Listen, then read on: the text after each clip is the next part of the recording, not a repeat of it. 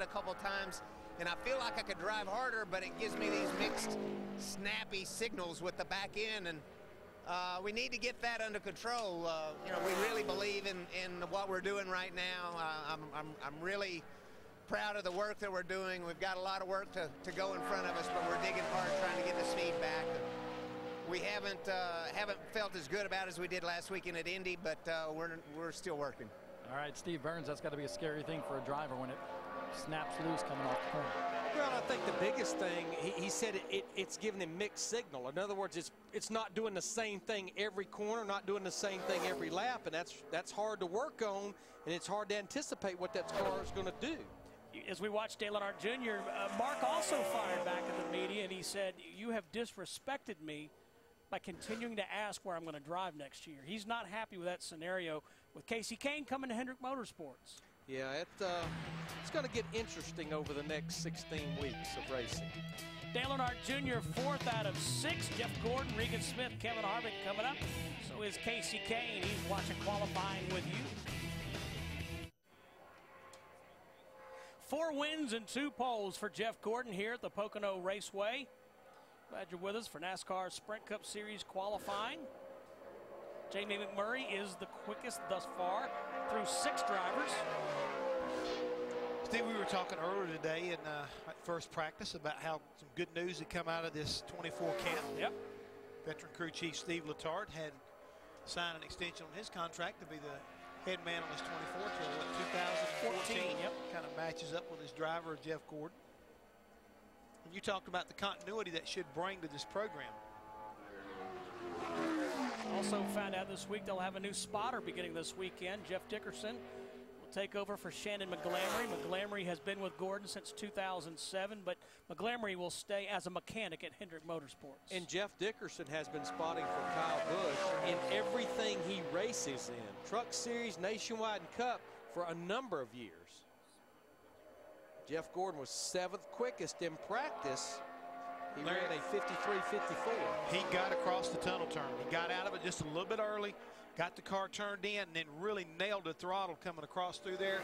So turn 3 could be the difference right now between him sitting on the pole and maybe starting 2nd or 3rd. That's the best lap I've made around here in a while, I believe. I agree, man. I agree. You're pretty good in the back here. Let's see what it is. Oh, yeah, 52.87. There you go. 52.87. P1, man. That's a nice lap. Real nice lap. Sounds like a man that just signed a contract extension. Should we have him on trackside tonight? Absolutely. We'll have plenty to talk to him about. Wants to come. I'm just going to go through like one of those little rental car buses through the coach lot tonight. Put a little sign up. Crew chiefs. Call crew Karen. chief shuttle. Call Karen. Let's put a little yellow We've lights got a up crew and chief speak. show tonight. Right. Yep. On 7 trackside, 7 o'clock Eastern. But guys, literally, he got down that short straightaway right there, got to the tunnel turning, throttled out of it just a little bit, but as soon as that car turned in, he got back and nailed that throttle, and here he came. Yeah, he was one of the ones that was talking about that's one of the trickiest corners on the entire Sprint Cup Series schedule, but he said when you nail it right, you can have the most fun in that corner. It's fast. Years ago, doing interviews for this racetrack, Terry Labonte had one of the best or funniest answers. We talk about how tricky this place is, challenging. Terry Labonte, what's your favorite turn here? The one that leads to the airport. Terry didn't have a lot of success at Pocono. Wendy? Casey Kane was watching qualifying just like all of us, and the sun has popped back out. How much do you hate to see that?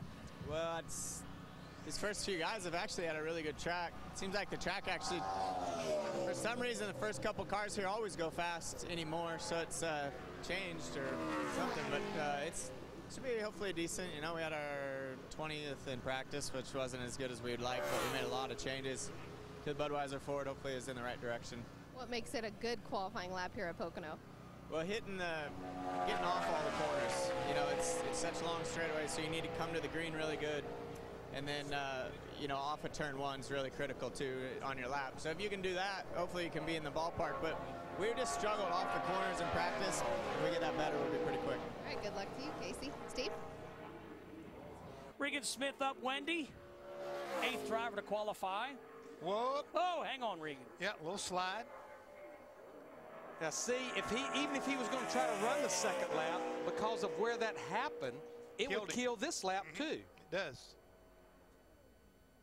53.89 for Regan Smith, the slowest of 8 drivers.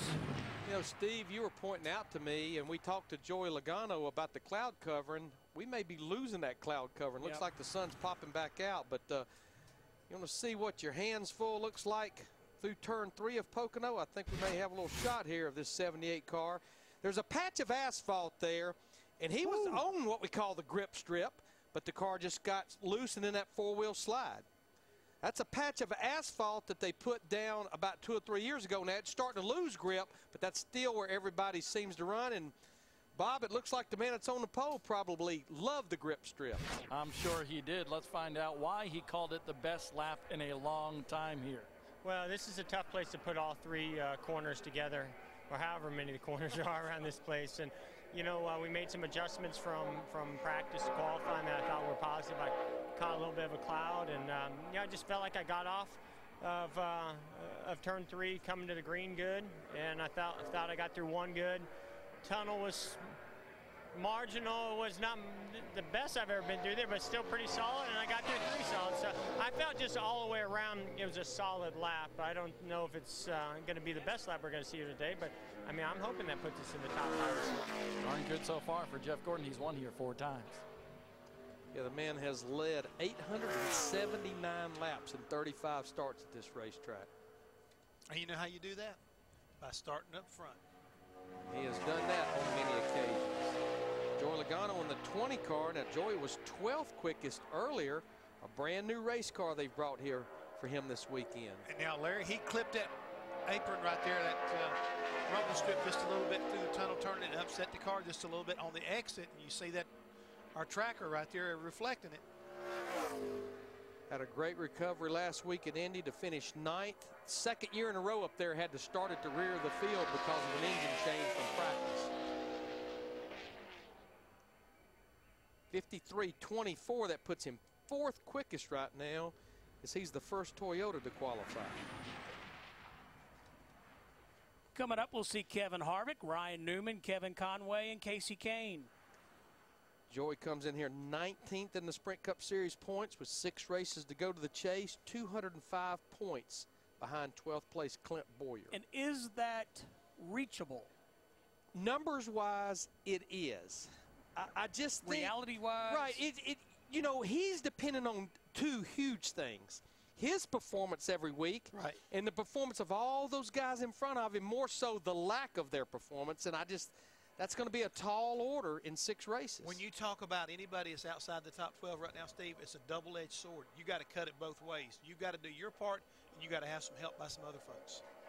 Kevin Harvick on the racetrack. Jeff, we go down to Wendy. Well, I know Clint Boyer had a relaxing week back at home. Is that going to relate to a great qualifying lap today? I hope so. I don't know what got into Gordon, but that's a big lap he put up there. We're all going to be chasing that, but you know, our car was good. It wasn't quite as good as it was in the spring right off the truck, but we adjusted on it a little bit. I think, you know, Shane made some good calls.